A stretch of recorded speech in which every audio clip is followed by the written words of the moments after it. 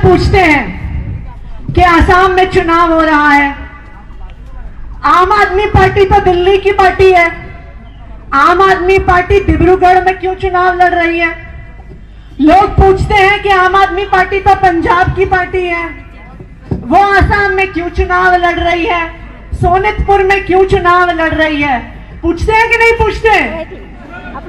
कई बार लोग आपको आके कहेंगे कि जी आम आदमी पार्टी तो चुनाव जीतने नहीं वाली, मनोज धनवाल चुनाव जीतने नहीं वाले, तो अपना वोट आम आदमी पार्टी को देकर बर्बाद नहीं करना, ऐसा ही कहते हैं ना।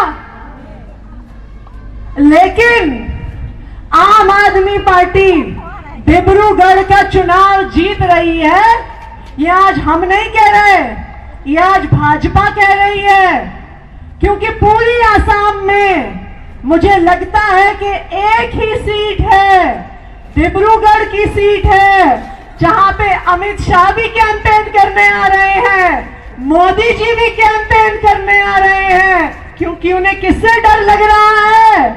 आम आदमी पार्टी से डर लग रहा है, मनोज धनवाल से डर लग रहा है। अगर भाजपा ही चुनाव जीत रही होती तो इस पहले फेज के चुनाव में 100 से ज्यादा सीटों में वोट पड़ रहा है कि नहीं पड़ रहा? तो ऐसा कैसे हो गया कि भारतीय जनता पार्टी के तो सबसे बड़े नेता डिब्रूगढ़ ही सीट पर क्यों आ रहे हैं? इसलिए आ रहे हैं क्योंकि उन्हें भी पता है कि डिब्रूगढ़ की सीट इस बार 2024 में आम आदमी पार्टी जीतने वाली है, मनोज धनवाल जीतने वाले हैं। कहते हैं भाजपा वाले डबल इंजन की सरकार, डबल इंजन की सरकार, सुना है कि नहीं सुना? अब पिछले कई सालों से केंद्र में भी उनकी सरकार है, असम में भी उनकी सरकार है, यही होती है ना डबल इंजन की सरकार। डबल इंजन की सरकार होने के बावजूद भारतीय जनता पार्टी ने जो वादे पूरे किए थे, पूरे किए क्या? सुनाई नहीं दे रहा, पूरे किए क्या? जरा हाथ ऊपर करके बता दो हाँ या नहीं, पूरे किए क्या? वादे पूरे नहीं किए, उसका उल्टा किया। कहते थे कि हम आसाम के लोगों को बेहतर जिंदगी देंगे, लेकिन पिछले कुछ सालों में भारतीय जनता पार्टी की सरकार ने, आपके मामा जी ने 8,000 सरकारी स्कूल बंद कर डाले।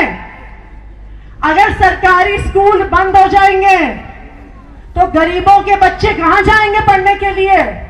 आम लोगों के बच्चे कहां जाएंगे पढ़ने के लिए?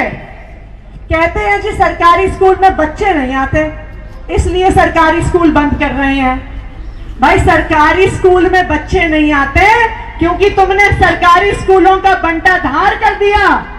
वहां पे टीचर नहीं है, वहां पे टेबल कुर्सी नहीं है, वहां पे पढ़ाई नहीं होती है, तो गरीब इंसान को भी अपना पेट काट कर बच्चे को प्राइवेट स्कूल में भेजना पड़ता है। बताइए सही कह रही हूं गलत कह रही हूं?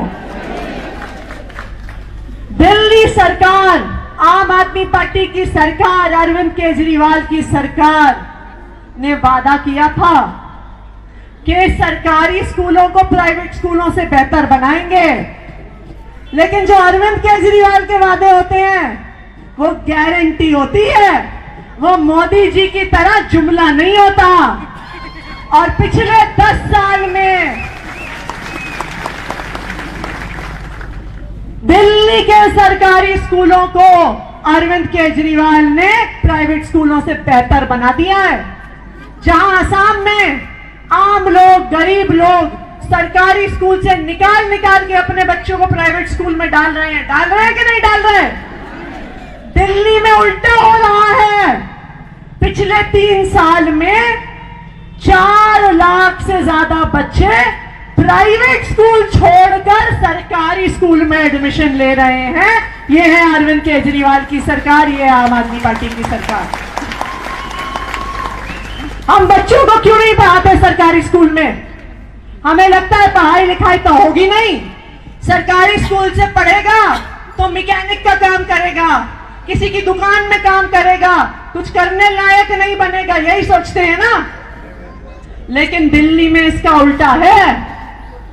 दिल्ली के सरकारी स्कूल से निकलने वाले बच्चों का एडमिशन आईआईटी में होता है, मेडिकल कॉलेज में होता है, नीट का एग्जाम पास करते हैं, एम्स में एडमिशन लेते हैं, देश के सबसे बड़े बड़े कॉलेज में, इंजीनियरिंग कॉलेज और मेडिकल कॉलेज में एडमिशन लेते हैं दिल्ली के सरकारी स्कूलों के बच्चे।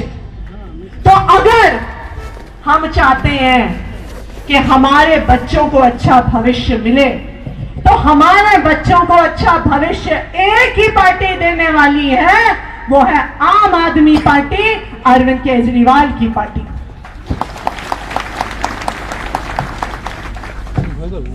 भारतीय जनता पार्टी वादा करती है कि हम आयुष्मान भारत से आपको अच्छा इलाज देंगे, कि अगर आपको बीमारी हो तो आप कहीं पर भी जाके इलाज करवाओ, पैसा हम देंगे। भाई इलाज का पैसा देने का क्या फायदा जब हॉस्पिटल ही नहीं बनाते? पैसा लेके क्या करेंगे अगर कोई अस्पताल नहीं है इलाज कराने के लिए? आयुष्मान भारत के नाम पर गरीब लोगों को धोखा दिया है भारतीय जनता पार्टी ने। अभी रिपोर्ट आई आयुष्मान भारत पर, लाखों करोड़ रुपए का भ्रष्टाचार हुआ। इतने लोगों को उन्होंने इलाज का पैसा दिया, उनके मरने के बाद, सर्जरी हुई अस्पताल से निकलने के बाद, पीडियाट्रिक सर्जरी यानी बच्चों की जो सर्जरी होती है वो हुई 18 साल से उम्र के बड़े लोगों की। ऐसा हो सकता है क्या? नहीं हो सकता। तो आयुष्मान भारत के नाम पर चोरी करी भारतीय जनता पार्टी ने, और दूसरी तरफ हमें छोड़ दिया ऐसे सरकारी अस्पतालों के साथ, ऐसी डिस्पेंसरियों के साथ जहां पर दवा नहीं है, नर्स नहीं है, डॉक्टर नहीं है। बताइए, यही हाल है ना हमारी सरकारी डिस्पेंसरी का? है कि नहीं है? आप कभी दिल्ली आइएगा, आप में से किसी के रिश्तेदार दिल्ली में रहते हैं? रहते हैं? तो जो आपके दिल्ली में रिश्तेदार रहते हैं उनसे पूछिएगा कि अरविंद केजरीवाल की सरकार ने जो मोहल्ला क्लिनिक दिए हैं, हर मोहल्ले में एक एयर कंडीशन कमरा होता है, एमबीबीएस डॉक्टर बैठता है, सारी दवाइयां फ्री होती हैं, डॉक्टर से इलाज फ्री होता है, सारे टेस्ट फ्री होते हैं। मोहल्ला क्लिनिक में जाइए, सारा इलाज भी होगा, 1 रुपया भी नहीं खर्च करना होगा। ये है अरविंद केजरीवाल की सरकार। आप दिल्ली सरकार के अस्पतालों में जाइए, चाहे आपका लाखों रुपए का इलाज का खर्चा आए, सारा पैसा दिल्ली सरकार, अरविंद केजरीवाल की सरकार देती है, 1 रुपया भी किसी को खर्च नहीं करना पड़ता। आप आसाम में चाहते हैं कि नहीं चाहते? अच्छे अस्पताल चाहते हैं कि नहीं चाहते?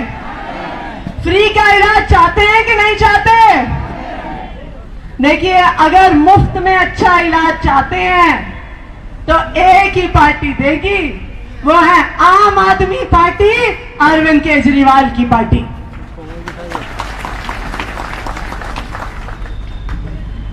अभी आ जाएंगे अमित शाह जी तिनसुकिया, कुछ दिन में आएंगे फिर से मोदी जी, बड़े बड़े भाषण देके जाएंगे। जैसे पिछली बार भाषण देके गए थे कि चाय के बागानों में काम करने वाले लोगों का हजीरा 351 रुपए करेंगे, वादा किया था कि नहीं किया था? वादा पूरा किया? वादा पूरा किया? भारतीय जनता पार्टी ने वादा किया था कि चाय के बागान के मजदूरों को 250 रुपए से बढ़ाकर उनका हजीरा 351 रुपए किया जाएगा। लेकिन भारतीय जनता पार्टी के सारे वादों की तरह यह भी एक जुमला था। मैं आज आम आदमी पार्टी की तरफ से अरविंद केजरीवाल जी की तरफ से ये गारंटी देके जा रही हूं, इस बार आप झाड़ू पर बटन दबाइए, चाय के बागान में काम करने वालों का हजीरा 351 रुपए नहीं 450 रुपए करेंगे, ये आम आदमी पार्टी का वादा है।